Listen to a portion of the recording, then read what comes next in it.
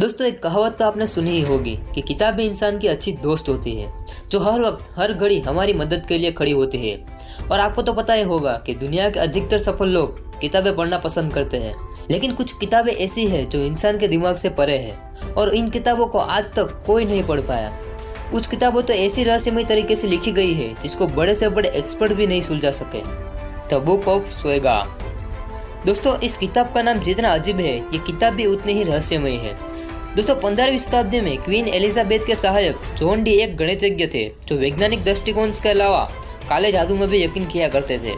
और John D को अदृश्य शक्तियों से संपर्क करने का काफी शौक था। जॉन डी ने इंग्लैंड में एक नेशनल लाइब्रेरी बनाने का प्रस्ताव क्वीन एलिजाबेथ को रखा, लेकिन क्वीन को उसमें कोई रुचि नहीं थी। बाद में जॉन डी ने अपने ही दम पर एक लाइब्रेरी बना डाली और इस लाइब्रेरी में 3000 से भी ज्यादा पुस्तकें थी।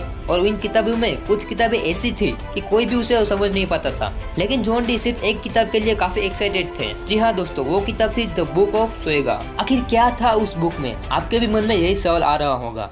तो हम आपको बता दें कि इस बुक में जादू, अजीब मंत्र, तारों की गणना, शैतान और परियों के अस्तित्व में हर तरह की जानकारी दी गई थी। इस पुस्तक में लिखावट कुछ उल्टी थी, मतलब कुछ शब्द उल्टे लिखे थे तो कुछ शब्द सीधे। अगर पूरे ध्यान से इसे पढ़ा जाए तो ये पुस्तक का रहस्य सुलझाया जा सकता है, लेकिन इस पुस्तक के उन 36 पेजेस में टेबल बना हुआ है जिसे अभी तक सुलझाया नहीं गया है।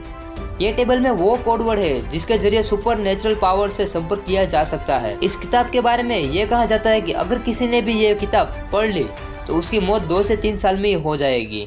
The Voynich manuscript. इस किताब को 15वीं शताब्दी में जानवरों की खाल से बने पन्नों पर लिखा गया था।